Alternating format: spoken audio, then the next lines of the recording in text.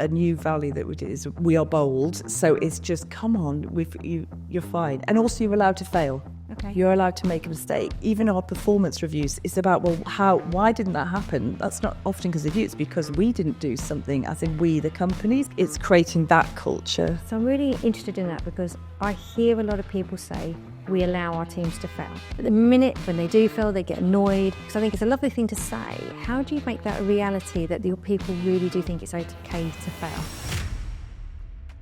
Hello and welcome to the Courageous Leaders podcast. I'm Joanna Howes, your host and founder of The Change Creators. We focus on helping leadership teams build trust, alignment and cohesion so they can win together. Today, I am delighted as we are joined by Jessica Hargreaves, CEO of PrettyGreen. Celebrating 15 years at PrettyGreen, Jess is dedicated to delivering exceptional client service and impactful campaigns while fostering a positive, sustainable agency culture. Her mission is to achieve all of this without harming the planet. So let's get started. Jessica, welcome to the show. I'm so delighted. We've known each other for a while. To be sitting here with you now, it's very, very special. So thank you for your time. Oh, it's a pleasure. I feel like I'm in the couch. I'm here. I'm actually here. You've listened to so many of them and now you're here. Yes, exactly. You're my morning commute. So This is lovely to actually be here, just sitting and having a chat. Do you think you'll listen to your own? Oh, that's the thing that's put me off coming on here for so long. When you asked me before, it's like, the thought of listening to my own voice, but maybe I need to put my big girl pants on and get it done. Talking of big girl pants, what's been a courageous moment for you? Wow.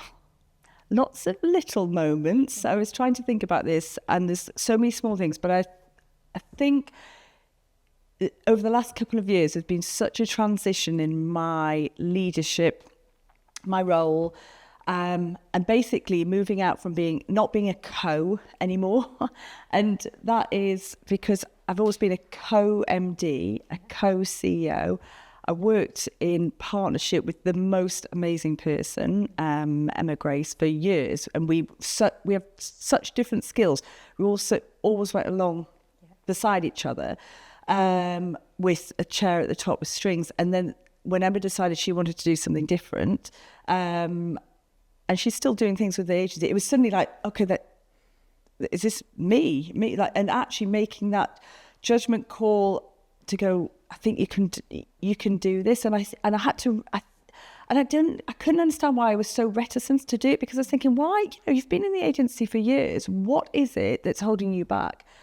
And I think I had to really look deep, and suddenly, so we're a PR. PrettyGreen is known for being a brilliant creative PR agency at its heart.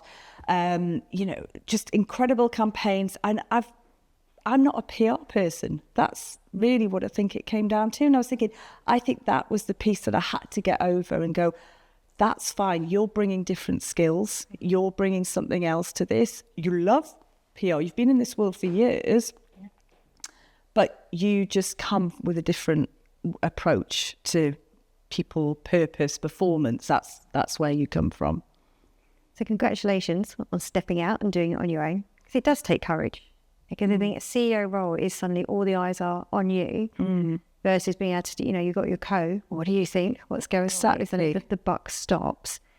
How was that then when you said, right, I'm going to do it, and then suddenly it's like when suddenly everyone is looking at you now to make the decisions. How did that feel? Well, I had to really shift.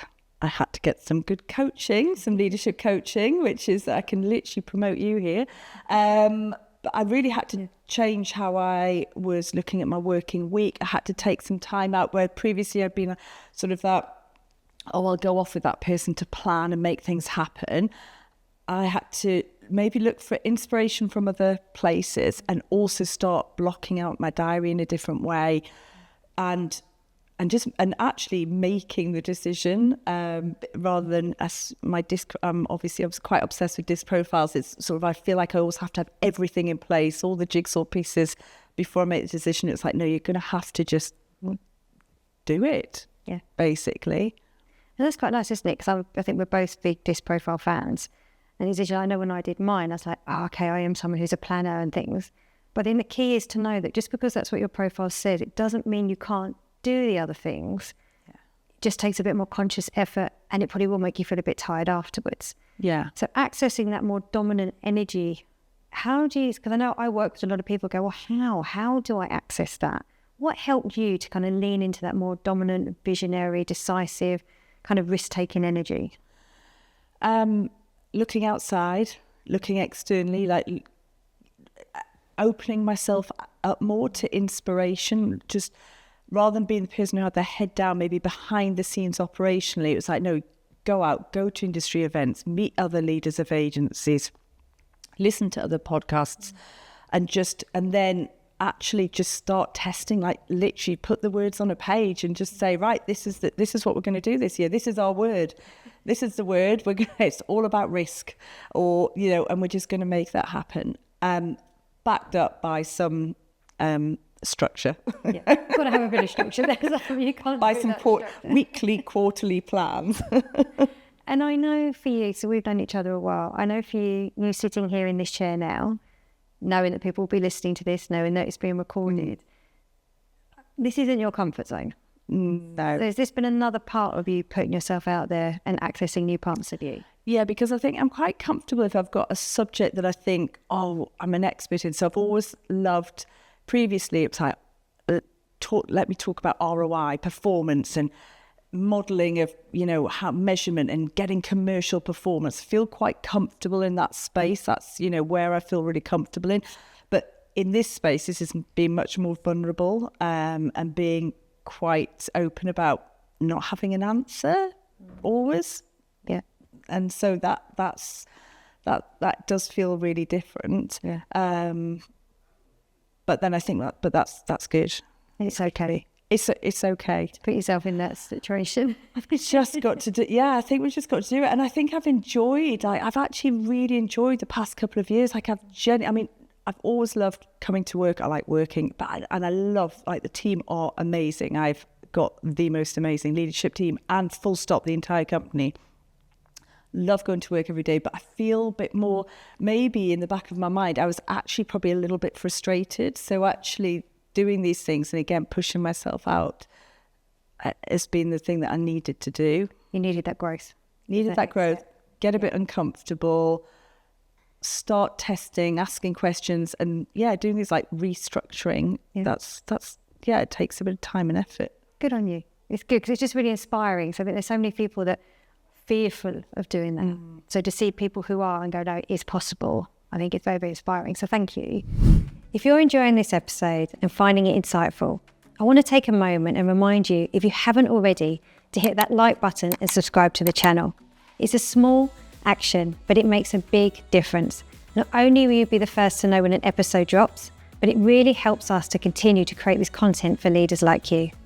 And I'd love to hear from you. So if you've got thoughts, questions, or ideas, feel free to drop them in the comments.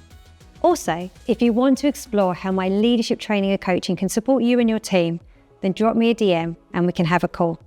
Thanks so much. Now let's get back to the episode. The thing that I love about your leadership is you are very people focused. And I know your team. I've worked with your leadership team. And my word, people want to follow you.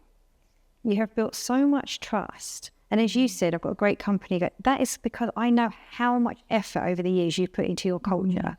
It's been like such a priority. I know you'd be focused on growth and performance, but that culture in your people, I know, has been number one. How has that influenced how you lead, and what results have you seen from that?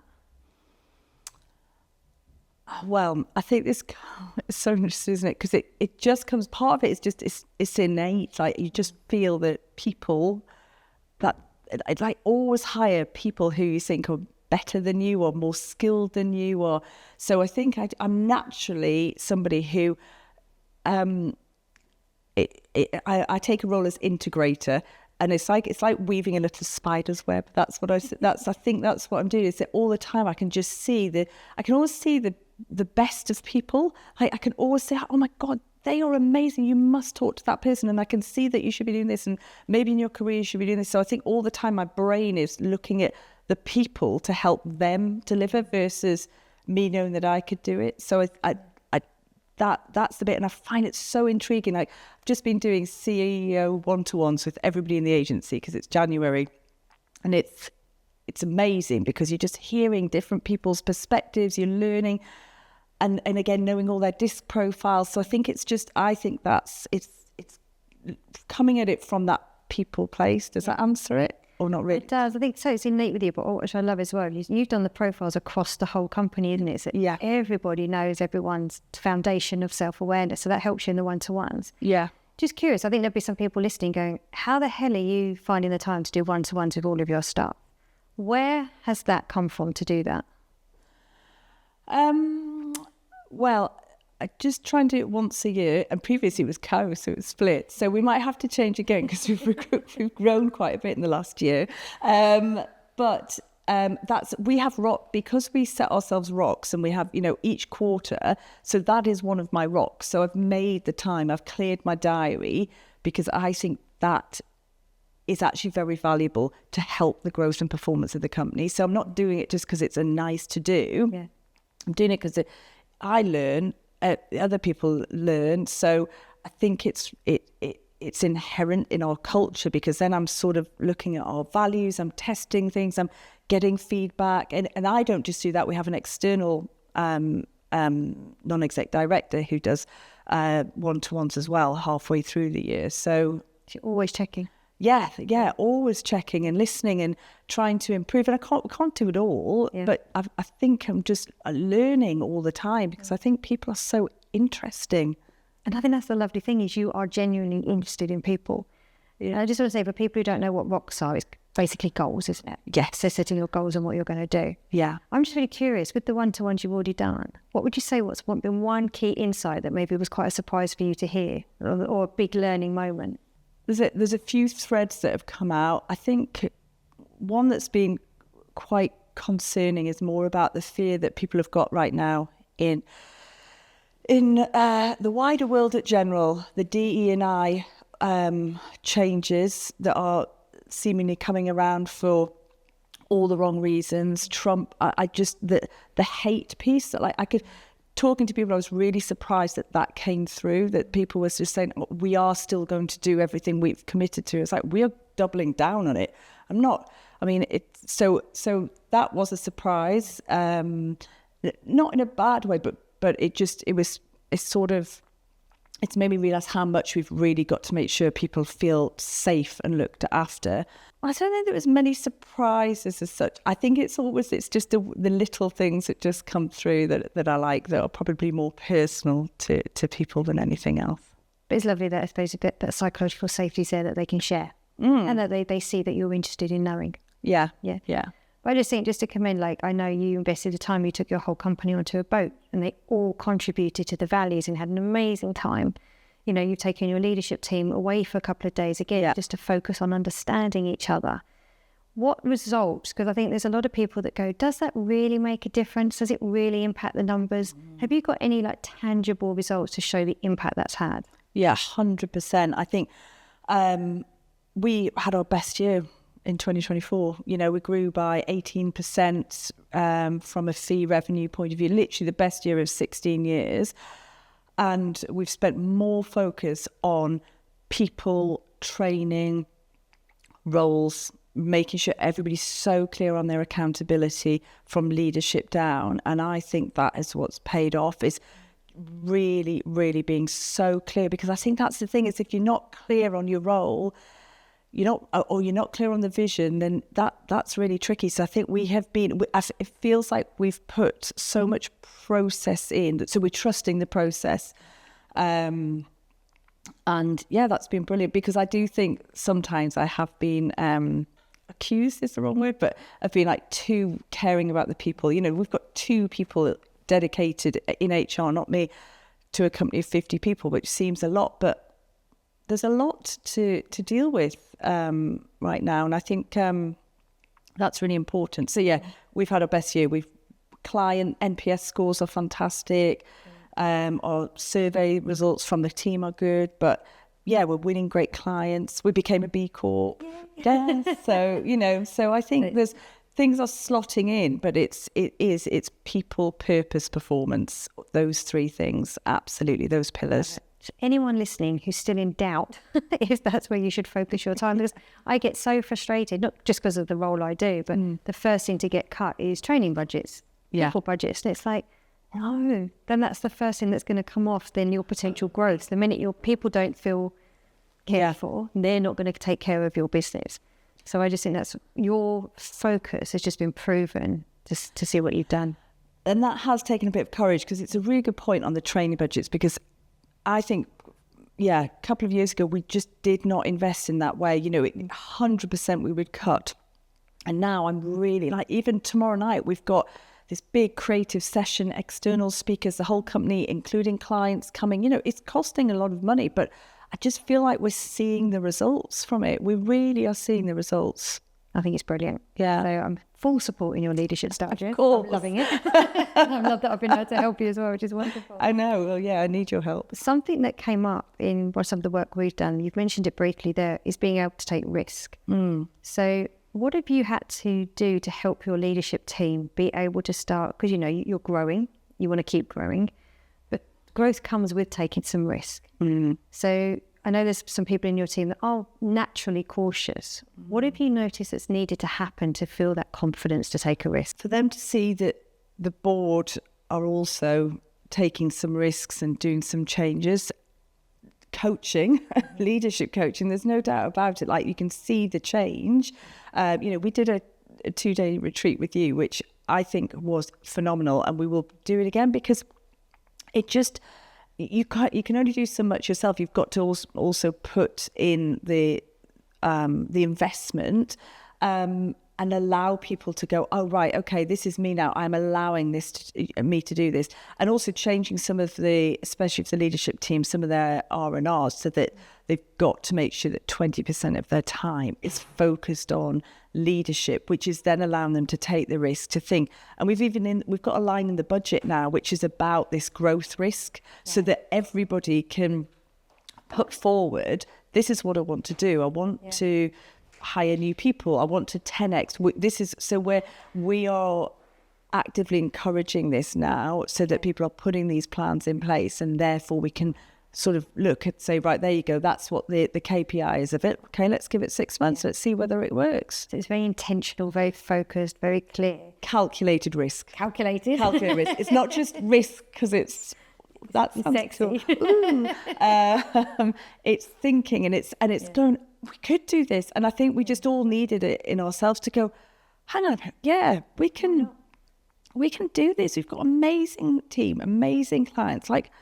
Go on then. It feels like you're ready. All that investment that you've put in, all the restructuring, all the bedding in, you getting your identity as CEO on your own, it's like, let's go. Yes. So all that foundational work is so important to be able to be ready to run. Yeah.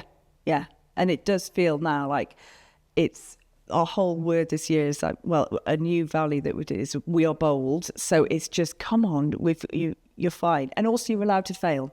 Okay. You're allowed to make a mistake. You're not, even our performance reviews, it's about, why didn't that happen? That's not often because of you. It's because we didn't do something, as in we, the company. So I think it's creating that culture. So I'm really interested in that, because I hear a lot of people say, we allow our teams to fail. But the minute you can then see, actually, no, they don't. The protection's there. When they do fail, they get annoyed. Yeah. So how do you, because I think it's a lovely thing to say, how do you make that a reality that your people really do think it's okay to fail? And how do you deal with it? I'm chucking a lot at you here. To go, I'm giving you to think. How do you deal with it when then someone does fail, but maybe they do it again? What's your boundary of when it becomes a performance issue? So this is about being really the smart girl, so being really clear. So if there is a risk that we're taking, then we've all signed up to it, and we know that is what that person is going to do, and then checking in. So, we've got situations at the minute where we're allowing people to maybe go and open an office somewhere else. that because of the personal feelings, so it all comes in together. But we need to really make sure that there's all of the support structure and systems around that, and there's the ability to feedback. So the feedback piece, your favourite, getting uncomfortable and having proper feedback in place. That's so that people can say, well, this is what I thought, this is what I wasn't expecting. And sometimes things don't work. So And being okay. Be okay. I always say one of the best questions to ask if you're a leader is that something goes wrong. His first question really is just to go, where's my responsibility in this? Yeah. Because sometimes it's like, maybe you weren't completely clear. Did you give the support that was needed? So start there. Yeah. And then look at maybe then, if not, then where the team's at with it. Yeah. And that's the thing. It's so easy because sometimes I think I can run ahead quite a lot. Like your brain is just going. And sometimes you need to sort of take a step back and go, oh, maybe I wasn't quite clear, because it's so clear in my brain and I'm running. Mm-hmm. And so I think I've had to have some feedback like that recently. I've had some really useful feedback. So it's, okay. Right. Been there myself. Constantly give myself feedback. Oh, you didn't give enough context. No wonder. Yeah. It's not clear. Changing tact a little bit. I'm always very interested with founder-led businesses. Being a CEO when your founder's still very around, and you're very different. Your disc profiles are completely opposite. How's that been? So Strings is brilliant, and like is a character, and he's got unending amounts of energy. We're so different, so that's a good thing, the yin and yang. I think once he stepped away because he's got other business interests going on, but obviously he's there. But I think he's having a shared vision. So now we've had to go through, we go through phases where we've had to have some really honest feedback sessions. Like even last week we had a focus session together about just giving some feedback to each other. So the vision piece being shared on the vision, and then the trust as well of just going, I'm trusting you to deliver. And he definitely does trust. But I think it's tricky because I think that comes back to that courageous bit, is that for a long time, I just sort of thought, I'll just let Strings be the face. I'll just let him do it. He loves posting on LinkedIn. He's brilliant. Like, he doesn't have any of those fears. Oh, he's on TikTok. He's TikToking little.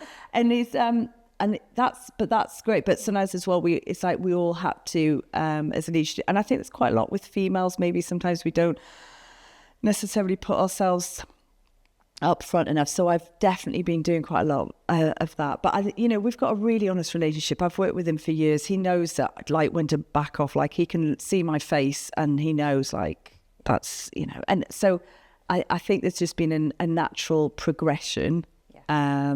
But we've definitely, you've got to work at it. So and also you're changing all the time, and I guess you do need to learn to manage him. Oh yeah, yeah. I guess you just keep jumping in and be quite disruptive. Yeah. Yes, he can be, and it's not with good intention. With good intention, because he can see stuff and is excited, and that. So it's just, he's always going to have new things coming in his brain, and my job is to.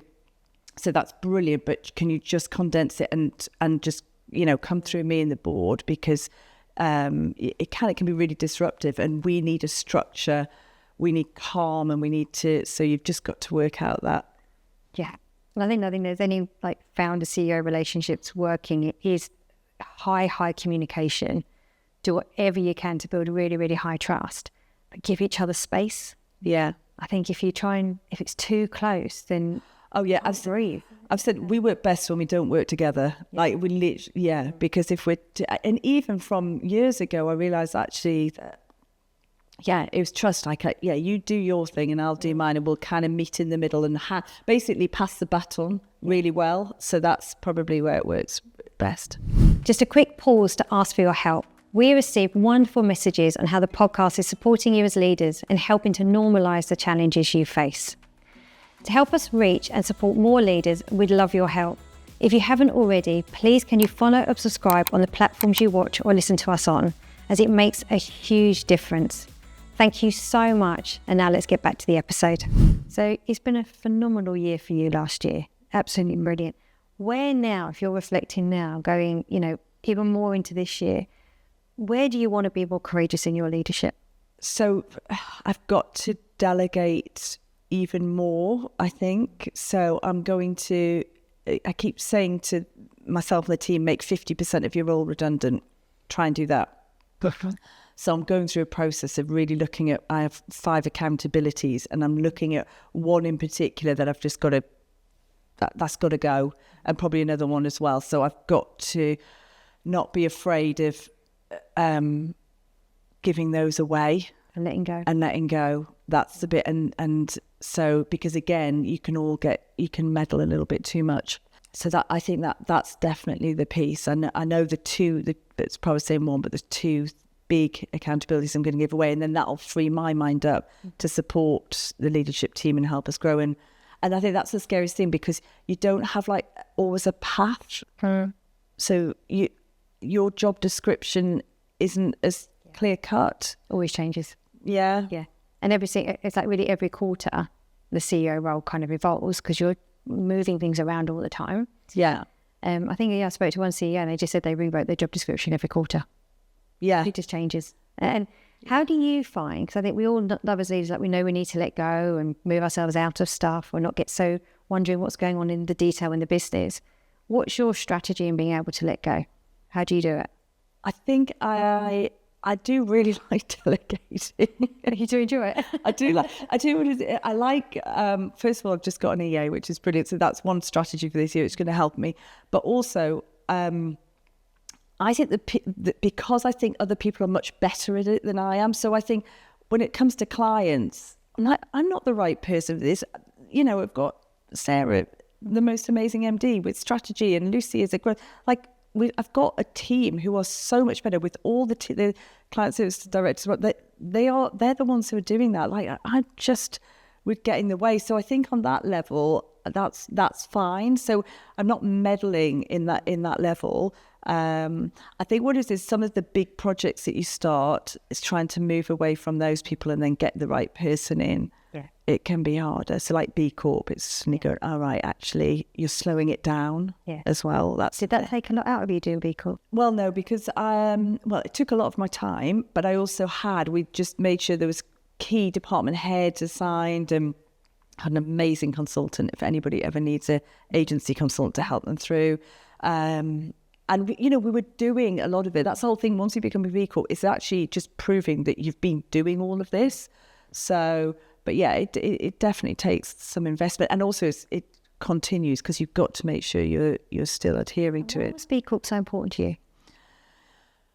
Because I think I was trying to find a thing, maybe like not a stamp, but I'd look at ISO 957 or whatever it was, and I'd see things and I'd think, what is it that makes you official, especially as an independent agency? What is it that is going to really represent us in a formal way? And I say that because we've done such a lot of work back on what PrettyGreen is, and a PrettyGreen is a pound note. It's all about commercial returns, about being curious, but it's about caring for the planet. And to me, that's B Corp is encapsulating that. So it just felt like that is the official stamp to go, are you actually following the reasons you set up, what you believed in, what actually PrettyGreen was supposed to be about? And I felt that we were talking about being so good and our social impact, but actually, can you really prove it? So we've had to step up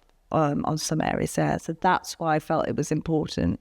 What impact do you think that had to the people you then could hire, and why people maybe stay with you? Has it had a big influence of then how your people feel now they're at B Corp?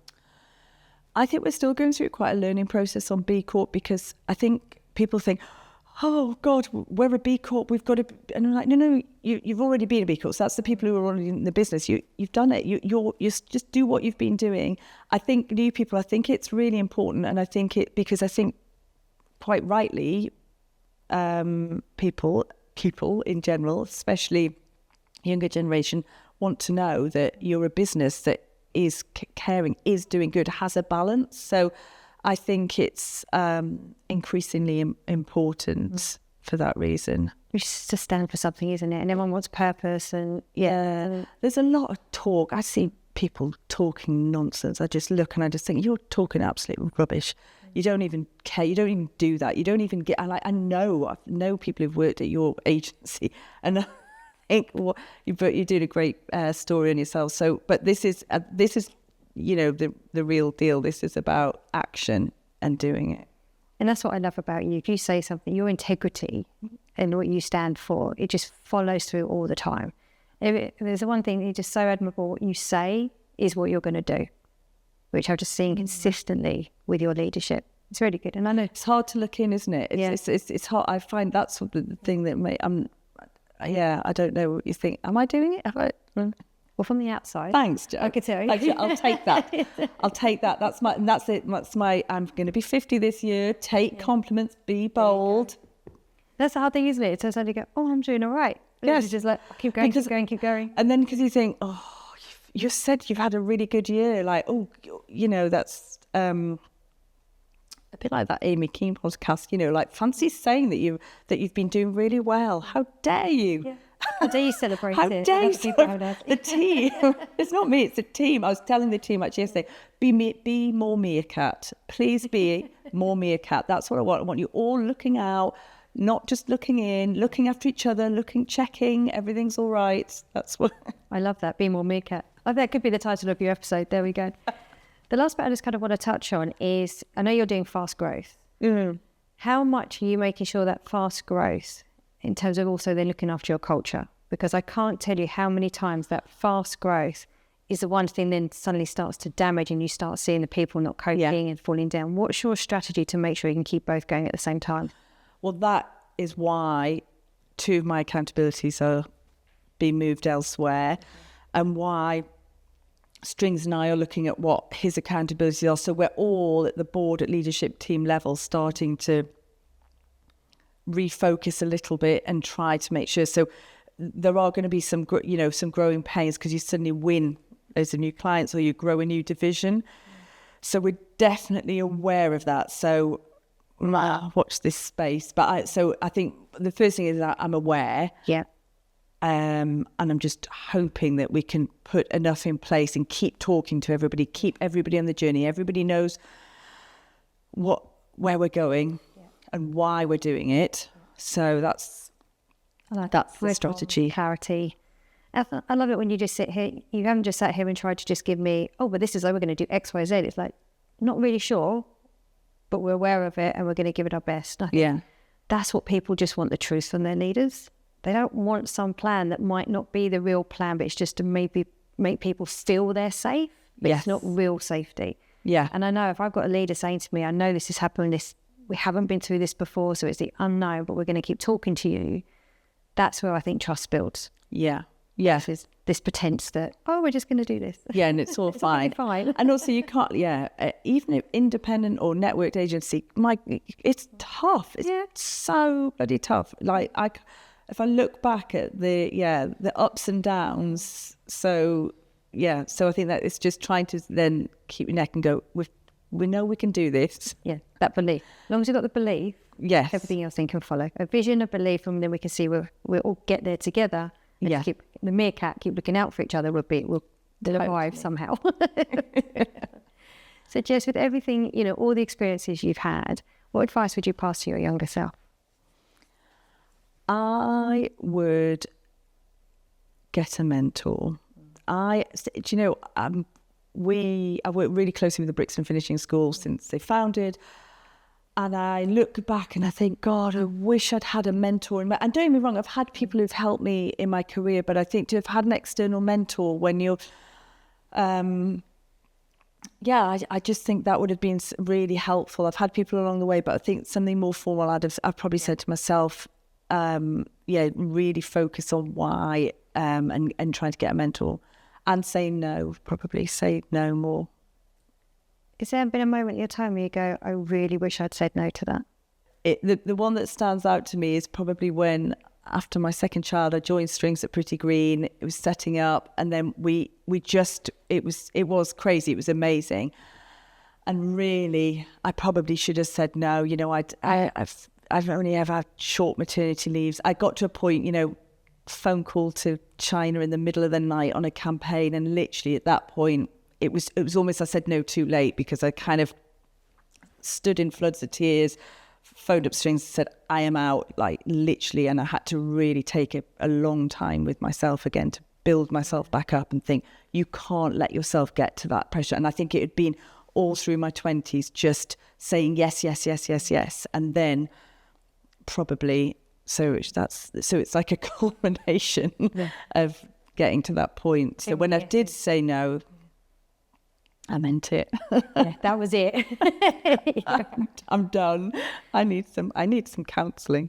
And did that point change, or have you realised that was a turning point? That was such a turning point in everything, actually. Because I then took a bit of time off, which I should have taken, worked part-time, like 1 or 2 days a week, saw my young family, didn't fit. So I've become so focused on well-being, mental well-being, not just for me, but then the agency, the culture, and just realizing that, wow, you can get, we have coaches when people are going to go on maternity or paternity leave, like things like that you just, but just everything, making sure that we've got so much in place, making sure that people can take admin time off every week, ideally finish early on Friday at 2:00, like small things. Like I put in my diary, I'm at the hairdressers, so people know if I can say I'm at the hairdressers, then they should be able to say that. Like you have to have